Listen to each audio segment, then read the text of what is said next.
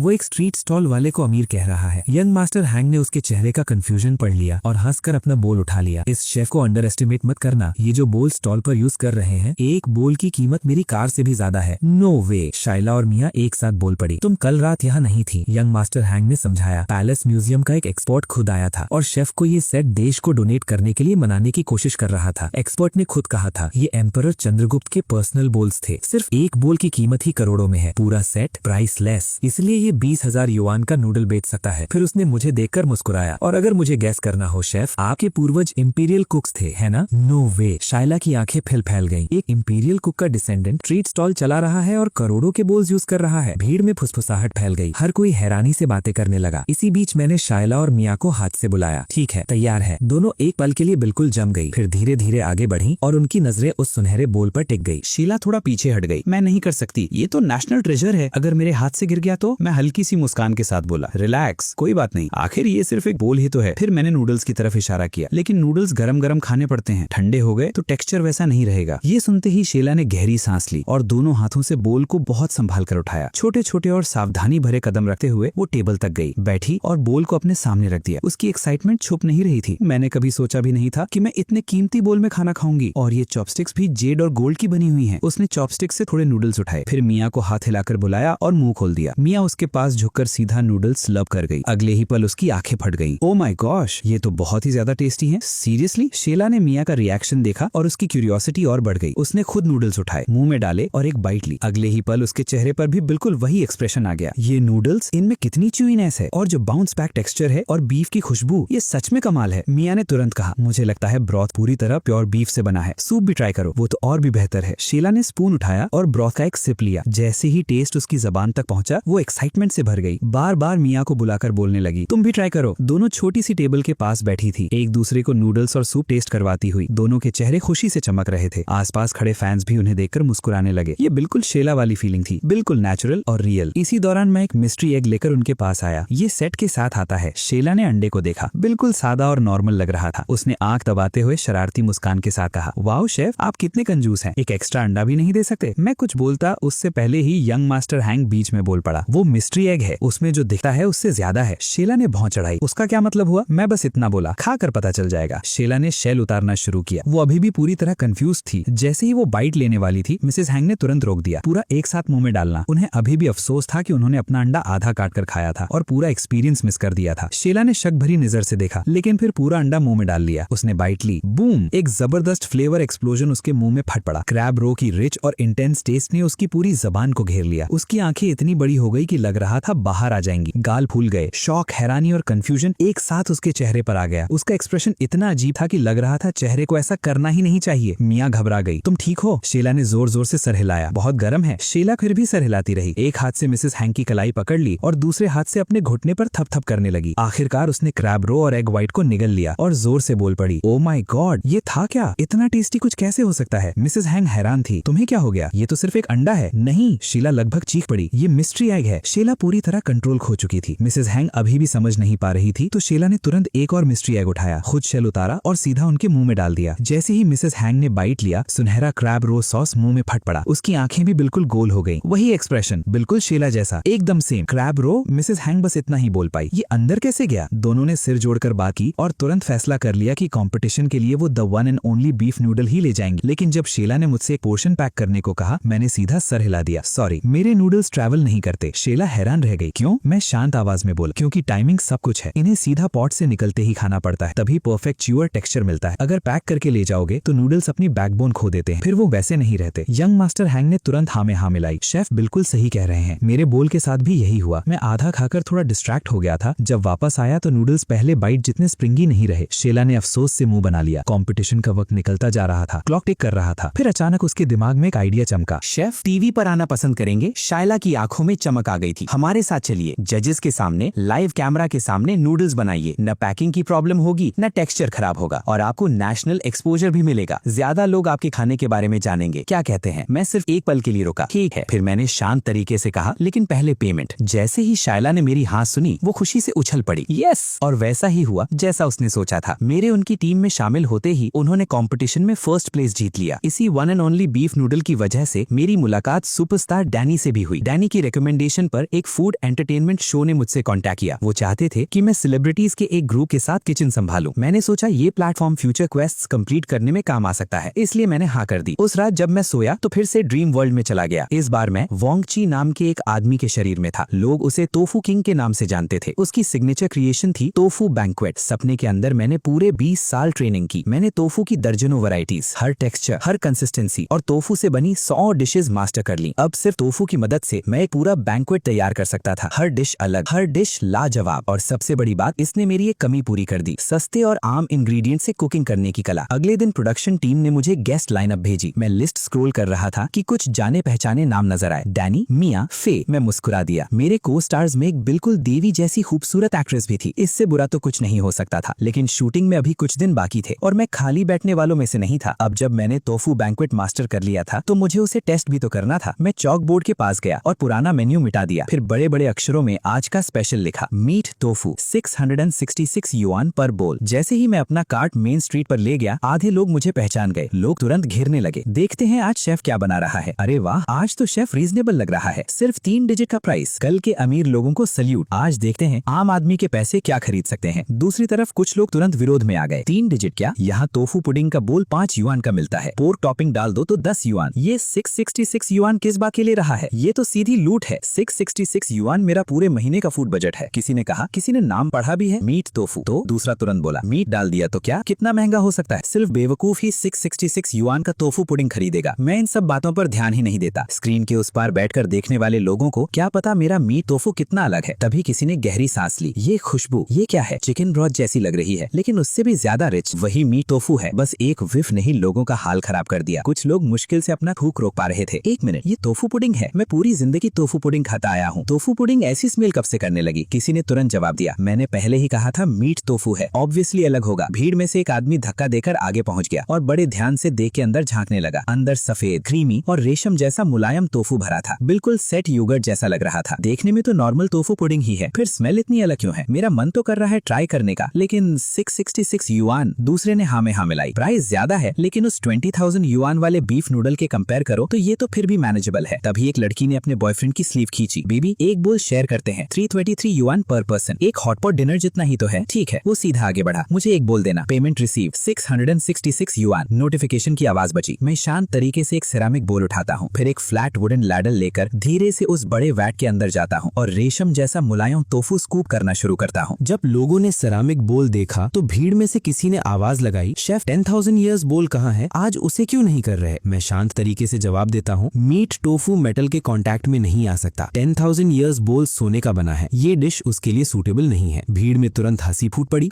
समझ गए, असल में वो बोल हम जैसे लोगों के लिए वेस्ट नहीं करना चाहते। वो तो सिर्फ 10,000 युआन वाले इंपीरियल सुप्रीम फ्राइड राइस और 20,000 युआन वाले बीफ नूडल के लिए रिजर्व्ड है। मैं उनकी बातों पर बस मुस्कुरा दिया। तभी भीड़ के पीछे से एक आवाज आई, ब्राइन की वजह से। सही, सब लोग मुड़कर देखने लगे। चश्मा और दाढ़ी वाला एक आदमी भीड़ के किनारे खड़ा है। वो वैट के अंदर झांकते हुए शांत आवाज में बोला, मैंने सिचुआन प्रोविंस में ट्रेडिशनल टोफू पुडिंग खाई है। वहाँ हमेशा सिरामिक बोल्स, सिरामिक स्पून्स और सिरामिक पॉट्स यूज होते हैं, मेटल नहीं, क्योंकि टोफू में ब्राइन होती है। निगारी असल में मेटल को करोट करती है और उससे टोफू की टेक्सचर और टेस्ट दोनों खराब हो जाते हैं। मैं उसकी तरफ देखता हूँ, उसने बिल्कुल सही पकड़ा था। मैं मुस्कुराकर सर हिला देता हूँ, बिल्कुल सही। भीड़ में से किसी ने अचानक पहचान लिया, अरे गॉर्डन, क्या ये वही फूड ब्लॉगर नहीं है? रेस्टोरेंट रिव्यूज वाला गॉर्डन? गॉर्डन मुस्कुराया, जी हाँ, मैं ही हूँ। किसी ने पूछा, गॉर्डन आप यहाँ कैसे? गॉर्डन हंस पड़ा, बिग टोनी और मैं पुराने दोस्त हैं। उसने मुझे बताया कि यहाँ एक ऐसा शेफ है जिसका इंपीरियल सुप्रीम फ्राइड राइस खाने के लिए पूरे देश में कहीं से भी फ्लाइट पकड़कर आना वर्थ है। उसके एग्जैक्ट वर्ड्स थे, फ्लाइट का हर पैसा वसूल। और आप सब जानते हैं मुझे राइस से प्यार है, जहाँ ग्रेट फ्राइड राइस मिलेगा मैं जरूर पहुंचूंगा। फिर उसने मेरी तरफ मुड़कर पूछा, शेफ क्या आज इंपीरियल सुप्रीम फ्राइड राइस बना सकते हैं? मैं सर हिला देता हूँ, आज नहीं, इंग्रेडिएंट्स इतनी जल्दी अरेंज नहीं हो सकते। गॉर्डन ने अफसोस से सांस छोड़ी, ये तो बुरा हुआ। अगर मैं खुद इंग्रेडिएंट्स ले आऊं तो तब बना देंगे? मैं कंधे उचका देता हूँ, बना दूंगा, लेकिन सर्विस फी सस्ती नहीं होगी। गॉर्डन बिना झिझक बोला, कोई बात नहीं, जितना चाहे चार्ज करिए, मैं बस देखना चाहता हूँ कि बिग टोनी की तारीफ सच है या नहीं। मैं हल्का सा मुस्कुरा दिया, खाकर खुद फैसला कर लेना। तभी किसी ने हवा में फैलती खुशबू को महसूस किया, वाओ, ये स्मेल क्या है? लगता है मीट टोफू से ज्यादा रिच है। गॉर्डन ने तुरंत जवाब दिया, बेस स्टॉक, पुरानी देसी मुर्गी, मोस्ट लाइकली जिनवा हाम, डेप्थ के लिए एबलोनी और मॉरल मशरूम्स। फिर उसने मेरी तरफ देखा, सही कहा ना शेफ? मैं मुस्कुराया, कुछ चीजें मिस कर दी, सी क्यूकम्बर और फिश माओ भी है, बाकी सब सही। बात करते हुए मैं ब्रॉथ का एक लैडल भरता हूँ और धीरे से बोल के किनारे से डाल देता हूँ। ब्रॉथ देखने में बिल्कुल साफ था, लगभग पानी जैसा, लेकिन उसकी खुशबू इतनी गहरी थी कि टेस्ट करने से पहले ही लोग उसकी तरफ खिंचे जा रहे थे। जैसे ही भीड़ ने इंग्रेडिएंट्स की पूरी लिस्ट सुनी, किसी ने भी प्राइस को महंगा नहीं कहा। इतने सारे प्रीमियम इंग्रेडिएंट्स एक स्टॉक में? 666 युआन तो फिर बार्गेन हुआ। लड़की ने अपने बॉयफ्रेंड को कोहनी मारी, ठीक है बेबी, ट्राई करो। उसने एक चम्मच भरा, हल्की सी फूंक मारी और बॉयफ्रेंड के मुंह तक ले गई। लड़के ने एक छोटा सा सिप लिया, सिल्की टोफू सीधे उसके मुंह में फिसल गया। उसकी आंखें तुरंत फैल गईं। बिल्कुल कोई रेजिस्टेंस ही नहीं था, जैसे उसने बादल का टुकड़ा निगल लिया हो। इतना मुलायम कि यकीन करना मुश्किल था। लड़की बेचैन होकर पूछ बैठी, कैसा है? लड़के ने निगला और बार बार तेजी से सर हिलाने लगा, कमाल का है, ये मीठी है, ये टोफू मीट से बना है। उसकी बात सुनते ही पूरी भीड़ जम सी गई। क्या टोफू से मीट? लड़की को यकीन नहीं हुआ। उसने खुद एक चम्मच भरा और मुंह में डाल लिया। अगले ही पल उसका हाथ अपने मुंह पर चला गया। टोफू जुबान को छूते ही कॉटन कैंडी की तरह पिघल गया। रिच ब्रॉथ का फ्लेवर उसके पूरे मुंह में फट पड़ा। उसने होठों को जोर से बंद कर लिया और नाक से सांस लेने लगी, लेकिन जो हवा भी बाहर निकल रही थी उसमें स्टॉक की गहरी खुशबू भरी हुई थी। वो निगलकर हैरानी से सर हिलाने लगी। खुशबू कमाल की है और सच में ये मीट से बना है। भीड़ पूरी तरह हिल गई। मीट से टोफू बन सकता है? मीट नूडल्स तो समझ आते हैं, लेकिन मीट टोफू ये कैसे पॉसिबल है? कोई स्पेशल टेक्नोलॉजी यूज हुई है क्या? सच कहूँ तो सुनने में ही बहुत टेस्टी लग रहा है। गॉर्डन पूरे वक्त उस कपल की बात ध्यान से सुन रहा था। उसकी आंखों में अब पहले से भी ज्यादा दिलचस्पी चमक रही थी। अचानक गॉर्डन के दिमाग में कुछ क्लिक हुआ। वो आगे बढ़ा और वैट के अंदर झांक कर देखने लगा। फिर उसने हल्की सी भौं चढ़ाई, शेफ मुझे भी एक बोल दीजिए। उसने बोल लिया और स्पून से धीरे धीरे टोफू को हिलाया। सफेद जात की तरह चमकता हुआ टोफू ब्रॉथ के ऊपर छोटे छोटे बादलों की तरह तैर रहा था। गॉर्डन झुककर उसकी खुशबू को ध्यान से महसूस करता है, फिर एक टुकड़ा उठाता है, रोशनी के सामने करके हर एंगल से देखता है और आखिर में मुंह में डाल लेता है। कोई ड्रामेटिक रिएक्शन नहीं, कोई चीख या हैरानी नहीं, बस आंखें बंद करके चुपचाप स्वाद को महसूस करता रहा। काफी देर बाद उसने धीरे से सांस छोड़ी। जैसे मैंने सोचा था, उसने शांत लेकिन यकीन यकीन भरी आवाज में कहा, चिकन क्लाउड टोफू? पास खड़े एक फैन ने तुरंत पूछा, चिकन क्लाउड टोफू? लेकिन मेन्यू पर तो मीट टोफू लिखा है। गॉर्डन भी पूरी तरह श्योर नहीं था। वो मेरी तरफ मुड़कर बोला, शेफ ये चिकन क्लाउड टोफू है ना? सिचुआन कुजीन की 10 क्लासिक डिशेज में से एक। मैं हल्का सा मुस्कुरा दिया। मीट टोफू एक ब्रॉडर कैटेगरी का नाम है। जो भी टोफू मीट से बनता है वो मीट टोफू कहला सकता है, और जो मैंने आज बनाया है वो चिकन से बना है, इसलिए इसे चिकन क्लाउड टोफू कहना बिल्कुल सही है। लेकिन ये दूसरे मीट से भी बन सकता है, इसी वजह से मैं इसे मीट टोफू कहता हूँ। गॉर्डन ने सिर हिलाया। समझ गया, धन्यवाद शेफ। मुझे यकीन नहीं हो रहा कि मुझे इतनी रेयर डिश खाने का मौका मिला है। ये वाकई लाइफ टाइम में एक बार मिलने वाला एक्सपीरियंस है। इतने में पास खड़ी एक लड़की अपनी क्यूरियोसिटी रोक नहीं पाई। गॉर्डन, मैं खुद सिचुआन से हूँ, लेकिन मैंने कभी मीट टोफू का नाम नहीं सुना। अगर ये सिचुआन की क्लासिक डिश है तो मुझे कैसे नहीं पता? गॉर्डन ने मुस्कुराते हुए जवाब दिया, क्योंकि ये डिश कई दशकों पहले खो गई थी। जाकर एक किताब ढूंढना, द चुंगडू क्रॉनिकल्स, उसमें इसका जिक्र है। 100 साल पहले दाजियो रीजन के सिचुआन शेफ्स की सिग्नेचर डिश हुआ करती थी। बहुत ही रिफाइंड और सोफिस्टिकेटेड कुकिंग इसका पूरा फिलॉसफी था। चिकन का स्वाद चखना लेकिन चिकन नजर ना आना, मीट का टेस्ट महसूस करना लेकिन मीट दिखाई ना देना, यानी मीट को ट्रांसफॉर्म करके एक वेजिटेबल डिश जैसा रूप देना, मीट की रूह को प्लांट बेस्ड डिश के रूप में पेश करने की कला। कमाल की चीज, गॉर्डन की बातों का असर तुरंत हुआ। लोग पेमेंट कोड स्कैन करने के लिए भीड़ लगाकर खड़े हो गए। शेफ एक बोल मेरे लिए भी। अरे धक्का मत दे, मेरे पैर पर चढ़ गए हो। कुछ ही पल में पूरी स्ट्रीट शोर से भर गई, और जो भी मीट टोफू ट्राई करता उसके चेहरे पर एक ही एक्सप्रेशन नजर आता, शांत और सच्ची खुशी। इसी भीड़ के किनारे पर मुझे एक जाना पहचाना चेहरा नजर आया। मैं सिर उठाकर देखता हूँ, यंग मास्टर हैंग, और इस बार वो अकेला नहीं था, पूरी फैमिली साथ थी। मैं मुस्कुरा दिया, आखिर आ ही गए। यंग मास्टर हैंग ने अफसोस से सिर हिलाया, कल हम आ नहीं पाए। गिगी ने पूरा दिन लगभग कुछ नहीं खाया। मैं हैरान हुआ, सच? तुम फिर से नहीं खा रही? गिगी ने मुंह बना लिया, घर का खाना टेस्टी नहीं लगता। यंग मास्टर हैंग ने बेबसी से हाथ उठा दिए, हम तो हार मान चुके हैं। क्या मीट टोफू बचा है? मैं वैट के अंदर झांकता हूँ और सिर हिला देता हूँ, सब बिक चुका। मैं तो स्टॉल लगाते ही आ गया था। यंग मास्टर हैंग ने निराश होकर कहा, मुझे पहले से ऑर्डर कर देना चाहिए था। क्या आप एक और बैच बना सकते हैं? गिगी आजकल आपके खाने के अलावा कुछ नहीं खा रही है। मैं कुछ पल सोचकर बोला, रुको, मीट टोफू तो खत्म हो गया, लेकिन मेरे पास कुछ और है। याद है मैंने कहा था कि मेरे पास एक ऐसा सूप है जो गिगी की भूख वापस ला सकता है? यंग मास्टर हैंग की आंखें चमक उठी। याद है? क्या आपको वो मिल गया? मैं सिर हिला देता हूँ, मिल गया। मैं वॉक को सेट करता हूँ और नीचे से कई लेयर्स प्लास्टिक बैग्स में लपेटा हुआ एक पैकेज निकालता हूँ। उसे एक छोटे बेसिन में रखता हूँ। लोगों ने जैसे ही देखा कि मैं वॉक निकाल रहा हूँ, सबकी गर्दन एक साथ आगे बढ़ गई। क्या बना रहा है? क्या ये इंपीरियल सुप्रीम फ्राइड राइस है? लेकिन जैसे ही मैंने प्लास्टिक बैग्स खोलने शुरू किए, पूरी भीड़ एक पल में पीछे हट गई। सबने नाक पर हाथ रख लिए। उफ, कितनी गंदी स्मेल है, ये क्या है? लगता है कुछ सड़ गया है। यंग मास्टर हैंग बिना तैयार हुए उस स्मेल की चपेट में आ गए और तुरंत सांस रोक ली। मिसेस हैंग का तो बुरा हाल हो गया, वो लगभग उल्टी करने वाली थी। लेकिन हैरानी की बात ये थी कि गिगी पर इसका कोई खास असर नहीं हुआ। उल्टा वो थोड़ा आगे झुकी, हवा को सूंघा और बिना सोचे अपना थूक निगल लिया। गॉर्डन ने भी कोई रिएक्शन नहीं दिया। उसने बैग के अंदर देखा और तुरंत पहचान गया, ये टोफू है। मैं उस ब्लॉक को बाहर निकालकर काट के वाटर डिस्पेंसर के नीचे धोने लगा। जैसे जैसे पानी उस पर बहने लगा, खट्टी और तेज बदबू थोड़ी कम होने लगी। ये देखकर गॉर्डन चुप नहीं रह पाया। वो मेरी तरफ देखकर बोला, शेफ ये टोफू तो खराब हो चुका है। मुझे पता है, मैंने शांत आवाज में कहा, और मुझे इसी की जरूरत है। गॉर्डन हैरान हो गया, आप खट्टे खराब हो चुके टोफू से कुकिंग करने वाले हैं? हाँ, मैं सिर हिलाकर बोला। इस डिश का नाम है pearl jade white jade soup. जीजी इसे पीने के बाद धीरे धीरे हर चीज को फिर से टेस्टी महसूस करने लगेगी। जीजी ने तुरंत हाथ हवा में उठा दिया। हाँ मुझे चाहिए। बिल्कुल नहीं, मिसेस हैंग ने तुरंत मना कर दिया। वो टोफू खराब हो चुका है, आप किसी बच्ची को ये कैसे खिला सकते हैं? मैं उसकी बात का जवाब नहीं देता। मैं सीधा जीजी की तरफ मुड़ता हूँ। जीजी तुम्हें इसकी स्मेल अच्छी लग रही है? हाँ, जीजी ने बिना झिझक जवाब दिया, फ्राइड राइस से भी ज्यादा। मिसेस हैंग वहीं जम गई। क्या? ये स्मेल तो बहुत बुरी है, तुम्हें ये अच्छी कैसे लग सकती है? कहीं तुम बीमार तो नहीं हो? तुम्हारी स्मेल करने की सेंस खराब तो नहीं हो गई? उनकी चिंता देखकर मैं समझाने लगा, रिलैक्स, मैं उसे नुकसान नहीं पहुंचाने वाला। उसे ये स्मेल अच्छी लग रही है क्योंकि उसका शरीर इसे मांग रहा है। उसकी एपेटाइट प्रॉब्लम का असल कारण एक ही है, आप लोग उसे बहुत ज्यादा क्लीन और सैनिटाइज्ड फूड खिला रहे हो। इतना कहकर मैंने टोफू को टुकड़ों में काटा और उबलते पानी के पॉट में डाल दिया। फिर एक कैबेज निकाला, कुछ स्पिनच लीव्स, एक बोल बचा हुआ स्कॉच्ड राइस और आखिर में स्टॉक। कुछ ही मिनटों में pearl jade white jade soup तैयार हो गया। पॉट के अंदर हरा, सफेद, पीला और हल्का सा क्रीम रंग घूम रहा था। साथ ही एक हल्की फर्मेंटेड खट्टी खुशबू अब भी महसूस हो रही थी। यंग मास्टर हैंग धीरे से बोल पड़ा, ये है pearl jade white jade soup. ये तो धुले हुए बर्तन का पानी लग रहा है। चैट फट पड़ी। खट्टा टोफू, बचा हुआ जला हुआ चावल, मुरझाया हुआ कैबेज, अजीब सी स्पिनच। ये डिश वाटर से अलग कैसे है? मजाक कर रहे हो? कोई चांस नहीं कि वो सच में उस छोटी बच्ची को ये सूप पिलाएगा। तभी गॉर्डन जो अब तक चुप था बोल पड़ा, तो ये है रिकॉर्ड्स में लिखा हुआ pearl jade white jade soup. आज मैंने कुछ नया सीखा। मिसेस हैंग हैरानी से पूछा, आप इस डिश को जानते हैं? बिल्कुल, गॉर्डन ने तुरंत जवाब दिया। ये मिंग डायनेस्टी के फाउंडर एम्परर जू युआन ज़ैंग का फेवरेट सूप था। ये सुनते ही मिसेस हैंग थोड़ी शांत हुई, लेकिन उसकी बेचैनी पूरी तरह खत्म नहीं हुई। लेकिन जब तक वो फैसला करती, जीजी खुद स्टॉल के पास भागकर पहुंच गई। उसने आधा भरा बोल उठाया और एक बड़ा घूंट ले लिया। वाओ, ये तो बहुत टेस्टी है मम्मा, ये सच में बहुत बहुत टेस्टी है। मिसेस हैंग का दिमाग जैसे शॉर्ट सर्किट हो गया। ये कैसे मुमकिन है? उसे ये स्मेल अच्छी कैसे लग सकती है? क्या इसे वाकई वही स्मेल आ रही है जो मुझे आ रही है? मैं मुस्कुरा दिया। ये शरीर की नेचुरल रिस्पॉन्स है। जिस चीज की तुम्हारे शरीर को जरूरत होती है उसी की क्रेविंग पैदा हो जाती है। जीजी की एपेटाइट प्रॉब्लम उसके गट फ्लोरा के इम्बैलेंस की वजह से है, इसलिए उसका शरीर नेचुरली माइल्डली फर्मेंटेड फूड्स को चाहता है, क्योंकि ये फूड्स हेल्दी बैक्टीरिया को रिस्टोर करने में सबसे ज्यादा मदद करते हैं। इसी वजह से उसकी इंस्टिंक्ट्स एक्टिवेट हो गई हैं। जहां हम सबको ये स्मेल बुरी लग रही है, उसे ये इररेजिस्टिबल लग रही है। जीजी को इतनी खुशी से सूप पीते देखकर मिसेस हैंग धीरे से सिर हिलाने लगी। मैं उसे ठीक करने के लिए हर जगह ले गई और आखिर में सोल्यूशन एक बोल टोफू सूप निकला। मैं आगे बढ़ा और जीजी के बाल हल्का सा उलझा दिया। अच्छा है, बहुत अच्छा। कुछ ही देर में जीजी ने पूरा बोल साफ कर दिया। एक पत्ता कैबेज तक नहीं बचा। मिसेस हैंग सिर्फ हैरानी से देखती रह गई। ये तो सब्जियों को हाथ तक नहीं लगाती। आज इसने जितनी सब्जी खा ली उतनी शायद पूरे हफ्ते में नहीं खाती। मैं मुस्कुराया। सब्जियां जरूरी होती हैं, फाइबर गट को हेल्दी रखता है। ठीक है जीजी, बोल को चाटना बंद करो, अगली बार और बना दूंगा। मिसेस हैंग फिर पूछती हैं, वो सच में कभी ग्रीन्स नहीं खाती, क्या एक बोल काफी होगा? मैं सिर हिला देता हूँ। ये कोई मैजिक क्योर नहीं है। एक बोल से रातों रात सब ठीक नहीं होगा, बस उसे ये सूप पीने दीजिए जब तक वो खुद इसे पसंद करना बंद न कर दे। जिस दिन उसकी क्रेविंग खत्म हो जाए समझ लीजिए उसका गट बैलेंस वापस आ गया है। मैं यंग मास्टर हैंग को पूरी रेसिपी दे देता हूँ, फिर अपना कार्ट समेट कर घर लौट आता हूँ। अगले दिन प्रोडक्शन टीम का मैसेज आ गया, फिल्मिंग शुरू होने वाली थी। इस सीजन शो का बजट बहुत बड़ा था। उन्होंने फिल्मिंग के लिए फॉरबिडन सिटी के हॉल ऑफ मेंटल कल्टीवेशन के पास वाले इंपीरियल किचन को रेंट पर लिया था। वही ऑफिशियल शूटिंग लोकेशन थी। बीजिंग पहुंचते ही मैं सीधा फॉरबिडन सिटी की तरफ निकल गया। शो में मेरा रोल हेड शेफ का था। इसका मतलब था कि मुझे किचन सेटअप भी अपने हिसाब से चाहिए था ताकि मैं अपनी बेस्ट परफॉर्मेंस दे सकूं। लोकेशन पर पहुंचते ही मैंने प्रोडक्शन क्रू को इंस्ट्रक्शंस देने शुरू कर दिए, किस चीज को कहाँ रखना है, किचन का लेआउट कैसे सेट करना है और इंग्रेडिएंट सोर्सिंग की पूरी लिस्ट कैसे तैयार करनी है। मेन प्रोडक्शन मैनेजर के साथ किचन सेटअप पर बात कर ही रहा था कि अचानक मेन हॉल की तरफ से हलचल मच गई। मैं मुड़कर देखता हूँ, एंट्रेंस पर एक औरत खड़ी थी और उसकी एंट्री ने पूरे रूम को एक पल के लिए सन्न कर दिया। हे भगवान, मेरे मुंह से भी लगभग निकल गया। बिल्कुल देवी जैसी खूबसूरत। प्रोडक्शन मैनेजर तुरंत मुझे खींचकर उसके पास ले गया। ये हमारे इस सीजन के गेस्ट शेफ है जैक। फे ने मुस्कुराते हुए पहले ही अपना हाथ आगे बढ़ा दिया। शेफ जैक, आपसे मिलकर खुशी हुई। मैं फे हूँ। हाय। मैंने उसका हाथ मिलाया, शायद जरूरत से थोड़ा ज्यादा उत्साह के साथ। जब मैंने उसका हाथ छोड़ा तब मैंने आसपास खड़े मेल क्रू मेंबर्स को देखा। हर एक मुझे ऐसे घूर रहा था जैसे मैंने लाइन तोड़कर उनसे पहले एंट्री मार ली हो। कुछ देर बाद दो और गेस्ट्स आ गए, मिया और लियो। जैसे ही मिया को पता चला कि मैं इस सीजन का हेड शेफ हूँ, वो एक्साइटमेंट से पागल सी हो गई। पिछली बार जो उसने one and only beef noodle खाया था, उसके बाद से वो उसका टेस्ट भूल ही नहीं पाई थी। उस शाम सब लोग डिनर के लिए इकट्ठा हुए। लियो अपने सामने एक कप रखे बस पीता जा रहा था। मिया उसे देखकर हैरान हो गई। तुम कुछ खा क्यों नहीं रहे? बस यही, लियो ने कप उठाकर दिखाया। यही मेरा डिनर है, आज लो कार्ब डे है। No carbs? मिया का मुंह खुल गया। कार्ब्स के बिना जिंदगी का मजा ही क्या है? लियो हंस पड़ा। मैं कार्ब्स खाता हूँ, बस क्लीन कार्ब्स चूज करता हूँ। प्लेन व्हाइट राइस मेरे लिए बिल्कुल ठीक है। ट्रेनिंग डेज पर तो मैं और ज्यादा खा लेता हूँ। मिया और भी कंफ्यूज हो गई। एक मिनट, अनक्लीन व्हाइट राइस भी होता है? बिल्कुल, लियो ने सीरियस एक्सप्रेशन के साथ जवाब दिया। Fried rice, mixed rice, soup rice, braced rice, जो भी प्रोसेस्ड है सब डर्टी कार्ब्स, मेरे लिए स्ट्रिक्टली ऑफ लिमिट्स। मिया तुरंत मेरी तरफ मुड़ गई। जैक, इसने अभी तुम्हारे फ्राइड राइस को डर्टी कार्ब्स बोल दिया। लियो ने तुरंत विरोध किया। अरे नहीं, मैंने ऐसा नहीं कहा। मेरी बात को ट्विस्ट मत करो। डर्टी कार्ब्स का मतलब होता है शुगर और फैट का कॉम्बिनेशन। कार्ब्स और फैट साथ में, वही चीज सबसे तेजी से वेट बढ़ाती है। अगर फैट लूज करना है तो शुगर फैट कॉम्बो से दूर रहना पड़ता है। मैं मुस्कुराया। ठीक है, sugar fat combo dirty carbs होते हैं, लेकिन फ्राइड राइस जरूरी नहीं कि डर्टी कार्ब हो। लियो का दिमाग थोड़ा अटक गया। कैसे नहीं? फ्राइड राइस तो ऑयल में बनता है। मैं भौं उठाकर बोला, किसने कहा फ्राइड राइस ऑयल में ही बनाना पड़ता है? राइस को पानी से भी फ्राई किया जा सकता है, वाटर फ्राइड राइस। लियो ने आंखें फैला दी। ये सच में कोई चीज है? मिया तुरंत बोली, जैक, तुम्हारा इंपीरियल सुप्रीम फ्राइड राइस वाला वीडियो देखा था, तुमने वॉक में स्टॉक डाला था, क्या वही कॉन्सेप्ट है? मैं सिर हिला देता हूँ। प्रिंसिपल वही है। लियो का एक्सप्रेशन ऐसा था जैसे उसका ब्रेन लोडिंग स्क्रीन पर अटक गया हो। तो water fried rice sugar fat combo नहीं है? बिल्कुल नहीं। वाटर फ्राइड राइस में सिर्फ 3 इंग्रेडिएंट्स होते हैं, कुक्ड राइस, एग और ग्रीन अनियन। एक बूंद तक नहीं। तो फिर शुगर फैट कॉम्बो कहाँ से आ गया? लियो ने दोनों हाथ उठा दिए। ये तो पागलपन है। अगर ये सच है तो फिटनेस वाले लोग भी फ्राइड राइस खा सकते हैं। जैक, बनाओगे? मैं ट्राई करना चाहता हूँ। मिया भी तुरंत बोल पड़ी। मैं भी। मैं कंधे उचका देता हूँ। अभी नहीं, कभी और। किचन तो यही है ना? लियो तुरंत सोशल बटरफ्लाई मोड में चला गया। वो रेस्टोरेंट ओनर को ढूंढने निकल आया और कुछ ही देर में किचन बोरो करने की परमिशन ले आया। रेस्टोरेंट ओनर ने जैसे ही वाटर फ्राइड राइस का नाम सुना, उसकी क्यूरियोसिटी भी जाग गई। वो हमें सीधा किचन के पीछे ले गए। मैं वॉक धो रहा था तब मैंने हेड शेफ माँ को आवाज लगाई। शेफ माँ, यहाँ मिल्क और आलमंड्स हैं? हाँ, फ्राइड राइस के लिए? नहीं। मैं हंस पड़ा। फ्राइड राइस में सिर्फ योक्स लगेंगे, एग व्हाइट्स वेस्ट नहीं करना चाहता, उनसे कुछ और बनाऊंगा। शेफ माँ ने सिर हिलाया। और क्या चाहिए? व्हाइट शुगर और अगर। 2 इंग्रेडिएंट्स लिस्ट में जुड़ गए। मैं एक बोल में मिल्क डालता हूँ, फिर एग व्हाइट्स मिलाकर चॉपस्टिक से अच्छी तरह बीट करता हूँ। कैमरामैन मेरे हाथों का क्लोजअप ले रहा था। उसने पूछा, क्या बना रहे हो? Almond tofu. मैं जवाब देता हूँ। आलमंड और मिल्क से भी टोफू बनाया जा सकता है। आलमंड टोफू के मेन इंग्रेडिएंट्स आलमंड और मिल्क ही होते हैं। कुछ ही देर में आलमंड टोफू तैयार हो गया। मैं उसे रेफ्रिजरेटर में सेट होने के लिए रख देता हूँ और फिर वाटर फ्राइड राइस की तरफ मुड़ता हूँ। सबसे पहले मैं हर एक राइस ग्रेन को सुनहरे एग योक की परत से कोट करता हूँ। फिर इंतजार करता हूँ जब तक वॉक का तला लाल टपता हुआ गर्म ना हो जाए। मैं वॉक क्लॉथ पकड़ता हूँ, हैंडल को मजबूती से थामता हूँ और वॉक को लगभग 45 डिग्री एंगल पर झुका देता हूँ। फिर लैडल से एक चम्मच राइस उठाकर जोर से वॉक के अंदर फेंकता हूँ। चावल हवा में उछलते हुए अलग अलग दानों में बिखर जाते हैं। जैसे ही राइस वॉक को छूता है, मेरा दाहिना हाथ एक स्मूथ मोशन में आगे धक्का देता है। वॉक और राइस दोनों स्टोव के ऊपर एक लंबे आर्क में घूम जाते हैं। हर दाना वॉक की इनर वॉल से फिसलता हुआ नीचे आता है, बॉटम पर रोल करता है, फिर आउटर कर्व से वापस हवा में उछल जाता है। ये मूवमेंट इतनी स्मूथ और परफेक्ट थी कि देखने वाले एक पल के लिए सांस लेना भूल गए। लियो का मुंह खुला का खुला रह गया। सिजल। जैसे ही राइस वॉक की तपती सतह से टकराया, हर दाने पर लगी एग कोटिंग तुरंत धुल गई और गहरा सुनहरा रंग ले लिया। पतली सी क्रिस्पी एग शेल ने हर दाने को अलग अलग सील कर दिया। चावल हवा में घूमते हुए एक बड़ा आर्क बनाने लगे और वापस नीचे गिरने ही वाले थे कि मैंने दूसरा आधा स्कूप पहले ही अंदर डाल दिया। मैं बिल्कुल स्टेबल रिदम में वॉक टॉस करता रहा, शांत चेहरे के साथ राइस फीड करता रहा। धीरे धीरे वॉक के अंदर का राइस एक लगातार चलती हुई सुनहरी लहर बन गया, उठती, घूमती, गिरती और फिर दोबारा उठती हुई। उस लहर को देखकर शेफ माँ ने धीरे से सिर हिला दिया। मैंने जिंदगी में बहुत कुछ देखा है, लेकिन वॉक की सबसे बेसिक टेक्निक को इतनी हद तक ले जाया जा सकता है ये कभी नहीं सोचा था। फिर भी उसके दिमाग में एक सवाल था, ठीक है इससे राइस स्टिक नहीं करेगा, लेकिन इतनी देर तक इतनी हाई हीट पर रहने से दाने सख्त हो जाएंगे, टेक्सचर खराब हो जाएगी, फ्राइड राइस का टेस्ट मर जाएगा। और वैसे भी ये वाटर फ्राइड राइस था, पानी कहाँ है? जैसे ही उसने ये सोचा, उसने देखा कि मैंने लैडल को हल्का सा हिलाया और पास का फॉसेट खुल गया। वॉक टॉस करते हुए ही मैंने लैडल में आधा स्कूप पानी पकड़ लिया। फिर बिल्कुल सही टाइमिंग पर जब राइस की लहर हवा में सबसे ऊपर पहुंची, मैंने लैडल को हल्का सा फ्लिक किया। पानी एक पतली और बराबर लेयर बनकर वॉक के तले पर फैल गया। तपती हुई हीट ने उसे तुरंत भाप में बदल दिया। अगले ही पल वॉक से एक छोटा सा मशरूम क्लाउड जैसा स्टीम का गुब्बार उठ खड़ा हुआ। गिरता हुआ राइस सीधा उस भाप के बादल के अंदर घुस गया और उसके साथ मिल गया। फिर नीचे की आग ने बची हुई स्टीम को पकड़ लिया। वुश!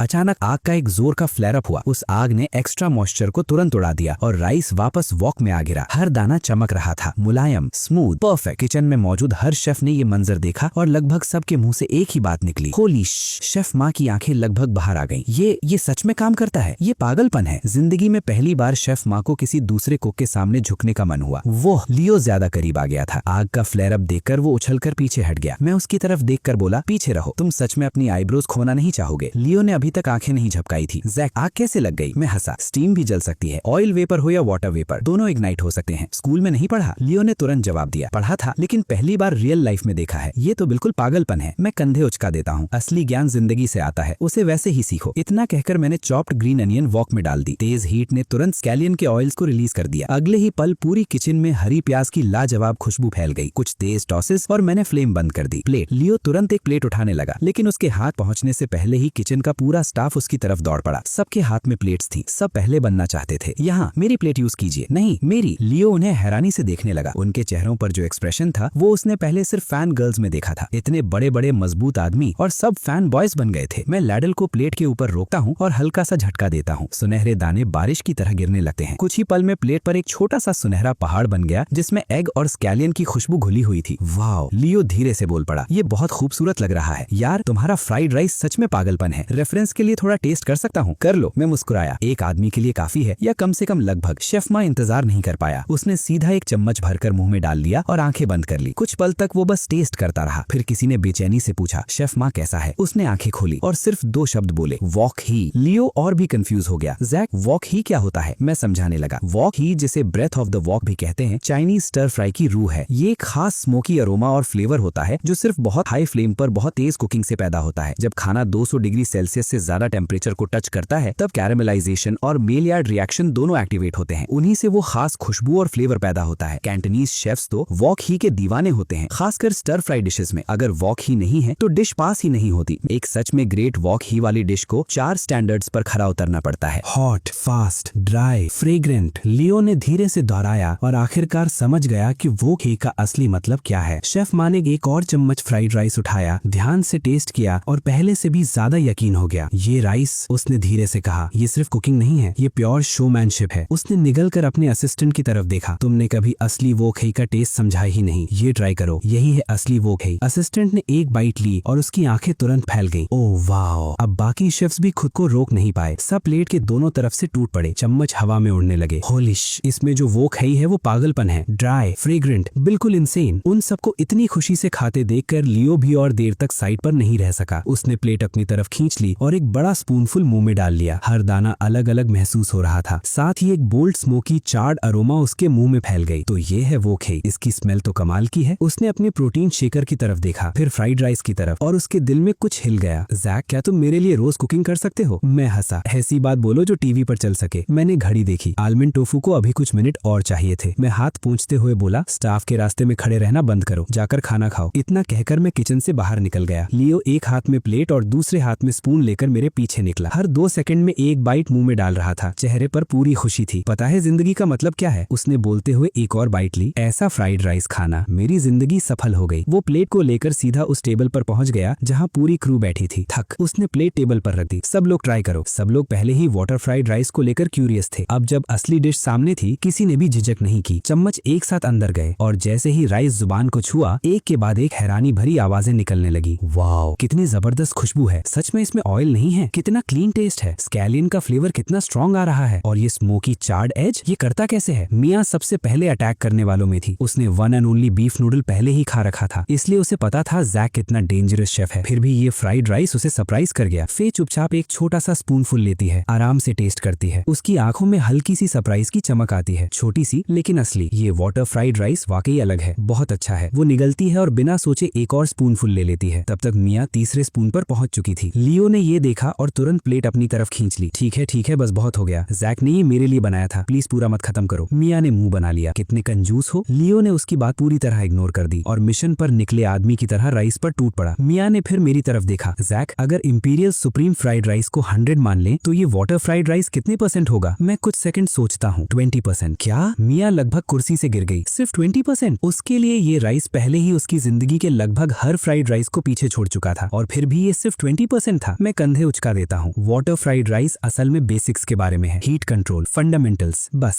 कुछ ज्यादा कॉम्प्लिकेटेड नहीं। कैमरामैन ने धीरे से सिर हिला दिया। अच्छा हुआ आपने ये बात किचन में नहीं बोली, वरना आधे शेफ्स अपने वॉक रखकर घर चले जाते। इसी दौरान रेस्टोरेंट की सिग्नेचर डिश टेबल पर आई, स्पाइसी स्टर फ्राइड क्लैम्स। फे ने एक बाइट ली। अगले ही पल उसका चेहरा लाल हो गया, लेकिन चॉपस्टिक्स रुकी नहीं। मिर्ची की आदत ही ऐसी होती है, जब आप अपनी लिमिट के बिल्कुल किनारे पर होते हैं तो जलन की फीलिंग को कम करने का सबसे आसान तरीका होता है एक और बाइट लेना। सब फे को देख रहे थे। वो एक के बाद एक क्लैम खा रही थी। तब किसी ने आवाज लगाई, फे बस करो, बहुत स्पाइसी है, तुम्हारा पेट हैंडल नहीं करेगा। फे ने नाक से सांस खींचते हुए कहा, मैं ठीक हूँ, सच में इतना स्पाइसी नहीं है। लेकिन उसकी चॉपस्टिक्स अब भी रुक नहीं रही थी। मैं उसे देखकर बोल पड़ा, ये डिश धीरे धीरे हिट करती है। मैं अपनी बात पूरी भी नहीं कर पाया था कि फे ने एक लंबी सांस खींची और दोनों उंगलियां अपनी कनपटियों पर रख दी। मैं हंस पड़ा। देखा, मैंने कहा था। फे ने मेरी तरफ देखा और थोड़ी ऊपर उठाई। मैं बिल्कुल ठीक हूँ। लेकिन उसकी बात पूरी होने से पहले ही उसका चेहरा उसका साथ छोड़ चुका था। उसकी हालत सब कुछ बता रही थी। मैं पहले ही वेटर को सिग्नल दे चुका था और किचन से आलमंड टोफू लाने को कह दिया था। उस डिश में जो मिर्ची यूज हुई थी वो बर्ड्स आई पेपर की एक जंगली वैरायटी थी, देश की सबसे तीखी मिर्चियों में से एक। फे अब सच में टूटने लगी थी। उसकी आंखों के कोने चमक रहे थे जैसे आंसू किसी भी पल बाहर आ जाएंगे। तभी वेटर एक ट्रे लेकर आया जिसमें छोटे और नाजुक बोल्स रखे हुए थे। मैंने देखा कि फे की आंखें सच में भर आई हैं, तो मैंने बोल्स की तरफ इशारा किया। आलमंड टोफू, एक बोल खाओ और जलन गायब। फे ने एक सेकंड भी नहीं सोचा, उसने तुरंत एक बोल अपनी तरफ खींच लिया और एक टुकड़ा मुंह में डाल लिया। हैरानी की बात ये थी कि जलती हुई तीखाहट वाकई कम होने लगी। फे ने गहरी सांस छोड़ी और तुरंत दूसरा टुकड़ा भी खा लिया। इस बार जब मिर्ची का असर हल्का हुआ तो उसे डिजर्ट का असली टेस्ट महसूस हुआ, रेशम जैसा स्मूथ, दूध और बादाम की गहरी खुशबू से भरा हुआ। ये बहुत अच्छा है, फे धीरे से बोली। वाटर फ्राइड राइस लाजवाब था, लेकिन ये आलमंड टोफू अलग ही लेवल का है, और सच कहूँ तो ये उसकी पर्सनालिटी को परफेक्टली सूट करता था। मियाँ की आंखें चमक उठी। उसने भी एक बोल पकड़ लिया। जैक, ये आलमंड टोफू है, लेकिन मुझे तो मिल्क पुडिंग जैसा टेस्ट आ रहा है। मैं जवाब देता उससे पहले ही लियो बोल पड़ा, आलमंड टोफू के मेन इंग्रेडिएंट्स आलमंड और मिल्क ही होते हैं। मैं बस हंस कर रह गया और फे की तरफ मुड़ गया। अब भी तीखा लग रहा है? फे ने ईमानदारी से सिर हिला दिया। बिल्कुल नहीं, मिर्ची का असर सच में चला गया। ये आलमंड टोफू कमाल का है और सच में काम करता है। कैसे? मैं समझाने लगा। ये क्लासिक डेजर्ट है, सदियों से इंपीरियल बैंक्वेट का हिस्सा रहा है। बादाम में एंटी इन्फ्लेमेटरी प्रॉपर्टीज होती हैं, खांसी और दर्द को कम करने में मदद करते हैं और थोड़ा कूलिंग इफेक्ट भी देते हैं। लेकिन असली हीरो मिल्क है। मिल्क में केसीन होता है। केसीन एक बहुत अच्छा इमल्सिफायर है। ये कैप्साइसिन मॉलिक्यूल्स को घेर लेता है और उन्हें स्टमक और इंटेस्टाइन्स की लाइनिंग से चिपकने नहीं देता। वही कैप्साइसिन बर्निंग सेंसेशन का असली कारण होता है, इसलिए मिल्क उस जलन को खत्म कर देता है। फे धीरे धीरे सिर हिलाती रही। फिर अचानक उसके दिमाग में एक बात आई। आलमंड टोफू बनने में वक्त लगता है, लेकिन ये बिल्कुल उस वक्त आया जब उसे जरूरत थी। इसका मतलब था कि जैक को पहले से पता था कि उसका यही हाल होने वाला है। उसने याद किया जब उसने एक्स्ट्रा स्पाइसी लेवल ऑर्डर किया था। उस वक्त जैक का एक्सप्रेशन एक्सप्रेशन थोड़ा अजीब था। शायद उसने तभी समझ लिया था कि क्या होने वाला है। ये आदमी भी ना सीधा मना क्यों नहीं कर दिया। लेकिन फिर उसे याद आया कि जैक ने वार्निंग दी थी। वो खुद ही एक्साइटमेंट में सबसे एक्सट्रीम लेवल पर जिद कर बैठी थी। शायद जैक को पता था कि उसे समझाने का कोई फायदा नहीं होगा, इसलिए उसने पहले ही आलमंड टोफू बनाकर रख दिया था। ये सोचकर फे ने मेरी तरफ देखा। Thank you. मैं पल भर के लिए हैरान हुआ, फिर हाथ हिला दिया। कोई बात नहीं, ये तो कुछ भी नहीं था। अब जब सबने देख लिया कि वो स्पाइसी क्लैम्स क्या कर सकते हैं, किसी ने उन्हें दोबारा हाथ नहीं लगाया। डिनर के बाद होटल लौटकर मैं टोफू बैंक्वेट के लिए चाहिए इंग्रेडिएंट्स की लिस्ट देखने लगा। इस बार रियलिटी में वापस आने के साथ एक नया मिशन भी मिला। मेरा टास्क था पूरा टोफू बैंक्वेट रिक्रिएट करना, हर डिश एक भी कम नहीं, और तब तक बनाना जब तक खुद एम्प्रेस इतनी संतुष्ट ना हो जाए कि खुशी से हिचकी ले बैठे। अगले दिन रेस्टोरेंट का मैनेजर डैनी सेट पर पहुंच गया। जैसे ही उसने मुझे देखा, उसने जोर से थूक निकला और फिर चेहरे पर बड़ी सी स्माइल आ गई। वो सीधा मेरे पास आया और मेरा हाथ पकड़ लिया। शेफ जैक, आपको फिर से देखकर बहुत खुशी हुई। मैं हर रात आपके बीफ नूडल का सपना देखता हूँ। वो बात कर रहा था लेकिन हर 2 सेकंड में थूक भी निकल रहा था। साफ देख रहा था कि उस बोल का टेस्ट अभी तक उसके दिमाग में धमाके कर रहा था। मैं हंस पड़ा। एक और बोल चाहिए? मैं बना दूंगा, बस मेरे साथ काम करो। डैनी ने बिना सोचे अपने सीने पर हाथ मारा। डन। कागज पर मैं मैनेजर हूँ, लेकिन असल में जो आप कहेंगे वही होगा। आप बोलो, मैं करता हूँ। डैनी शो का लीड सेलिब्रिटी था और सबसे आखिरी आने वाला मेंबर भी। अब जब सब लोग आ चुके थे, प्रोडक्शन ऑफिशियली स्क्रिप्ट मीटिंग शुरू कर सकता था। शो की स्क्रिप्ट कोऑर्डिनेटर टीना ने अपनी फाइल खोली और सीधा मेरी तरफ मुड़ गई। शेफ जैक, चलिए शुरू करते हैं। उस जो माउंट आई स्प्रिंग वाटर मैंने रिक्वेस्ट किया था, मैंने पूछा। टीना ने तुरंत जवाब दिया। लोगों को तायान भेज दिया गया है उसे कलेक्ट करने के लिए, लेकिन माउंट आई के बेस पर 64 अलग अलग स्प्रिंग सोर्सेज हैं और आपने हर एक से 1 बकेट पानी मांगा है। सिर्फ एयर फ्रेट का खर्चा ही आसमान छू लेगा। मैं शांत रहा। हम फॉरबिडन सिटी के अंदर शूटिंग कर रहे हैं, इसलिए इंपीरियल क्विजीन ही फोकस होना चाहिए। फर्स्ट एपिसोड में जो डिश मैं बनाऊंगा वो है माउंट टाई टोफू बैंक्वेट। इस बैंक्वेट का स्टार इंग्रेडिएंट है tofu. Mount tie tofu banquet Shandong cuisine की एक क्लासिक इंपीरियल फीस्ट है। पुराने जमाने में जब एम्परर माउंट टाई पर सीक्रेट माउंटेन रिचुअल परफॉर्म करने जाते थे, तब उनके लिए ये बैंक्वेट सर्व किया जाता था। रिचुअल से पहले एम्परर को स्नान करना पड़ता था, सेरेमोनियल रोब्स पहननी पड़ती थी और अपनी आत्मा को शुद्ध करने के लिए सिर्फ प्लांट बेस्ड फूड खाना पड़ता था। वही प्लांट बेस्ड मील था mount tie tofu banquet. Room में सब चुपचाप सुन रहे थे। मैं आगे बोला। इंपीरियल माउंटेन रिचुअल किसी भी एम्परर के लिए सबसे बड़ा सम्मान माना जाता था। जो भी एम्परर ये रिचुअल परफॉर्म करता, वो इसे पूरी श्रद्धा और गंभीरता के साथ लेता। इसीलिए माउंट आई टोफू बैंक्वेट के लिए जो टोफू बनता है वो सिर्फ माउंट आई के स्प्रिंग वाटर से बनाया जा सकता है। सिर्फ इतना ही नहीं, हर डिश के लिए अलग स्प्रिंग का पानी चाहिए। रूम में तुरंत हलचल मच गई। अलग स्प्रिंग क्यों? मैं समझाने लगा। जैसे 8 immortals at the yet pool dish के लिए क्वीन मदर स्प्रिंग का पानी चाहिए। Longevity star offers a peach dish के लिए ब्रॉड लाइफ स्प्रिंग का पानी। हर स्प्रिंग से बने टोफू की टेक्सचर अलग होती है। इसीलिए अगर पूरा ऑथेंटिक माउंट आई टोफू बैंक्वेट बनाना है तो माउंट आई का स्प्रिंग वाटर जरूरी है। किसी ने बेचैन होकर पूछा, ये थोड़ा ज्यादा नहीं हो गया? आखिर पानी ही तो है, फर्क कितना हो सकता है? मैं मुस्कुराया। फर्क बहुत बड़ा होता है। दुनिया के हर रीजन की जियोलॉजिकल स्ट्रक्चर अलग होती है, वही पानी की क्वालिटी को शेप करती है। प्लेन्स का पानी ज्यादा क्ले और सिल्ट लेकर आता है, इसीलिए उसका टेस्ट ज्यादा अर्दी होता है। माउंटेन वाटर मिनरल से भरा होता है, इसीलिए हार्ड होता है। एक ही माउंटेन पर भी फर्क होता है। पीक का पानी ज्यादा क्लीन सेटल होता है और टेस्ट क्रिस्प होता है। टी ब्रूइंग के लिए परफेक्ट। माउंटेन बेस का पानी ज्यादा मिनरल सेडिमेंट लेकर आता है, उसका बॉडी फुलर होता है। फिश फार्मिंग और टोफू मेकिंग के लिए बेहतर। लेकिन mount I spring water in सब से अलग है। उसके ज्यादा स्प्रिंग्स माउंटेन के बेस पर हैं, फिर भी उसकी हार्डनेस अनयूजुअली लो है। ऑक्सीजन कंटेंट भी बहुत हाई होता है। माउंट आई के पानी से बना टोफू बहुत फाइन और टेंडर कर्ड देता है। सॉफ्ट होता है लेकिन शेप मेंटेन रखता है। बर्फ जैसा सफेद, हल्की नेचुरल स्वीटनेस, स्प्रिंगी टेक्सचर और सबसे खास बात, लंबी कुकिंग के बाद भी टूटता नहीं। इसीलिए माउंट आई टोफू बैंक्वेट के लिए दुनिया में सिर्फ एक ही पानी सूटेबल माना जाता है, माउंट आई स्प्रिंग वाटर। टीना ने गहरी सांस ली। ठीक है, मुझे नहीं पता था कि बात इतनी गहरी है। इंपीरियल क्विजीन वाकई किसी और ही लेवल की चीज है। मैं हल्का सा मुस्कुरा दिया। इस सीजन की थीम है परस्यूट ऑफ परफेक्शन। अगर करना है तो पूरी तरह करेंगे। टीना ने बिना झिझक सर हिला दिया। शेफ जैक, मैं गारंटी करती हूँ कि स्प्रिंग वाटर टाइम पर यहाँ पहुंच जाएगा। और कुछ चाहिए हो तो बताइए। बेस्ट डिश बनाने के लिए जो भी जरूरी होगा हम अरेंज करेंगे, आप बस नाम लीजिए। मैंने भी फिर नहीं रुका। मैंने पूरी इंग्रेडिएंट लिस्ट एक एक करके सुना दी। Rare soybeans, special mountain mushrooms, wild vegetables, दर्जनों प्रीमियम इंग्रेडिएंट्स। टीना एक सेकंड भी वेस्ट नहीं कर रही थी। वो लगातार फोन कॉल्स कर रही थी। लोगों को सीधा सोर्स लोकेशंस पर भेजा जा रहा था। हर इंग्रेडिएंट को ढूंढने के लिए टीम्स निकल चुकी थी। मीटिंग चलते चलते शाम हो गई। मैं जानता था कि इस शो का एंकर मैं हूँ। अगर मेरा खाना डिलीवर कर गया तो पूरा सीजन हिट हो जाएगा, और अगर मैं फेल हुआ तो सबकी मेहनत बेकार जा सकती थी।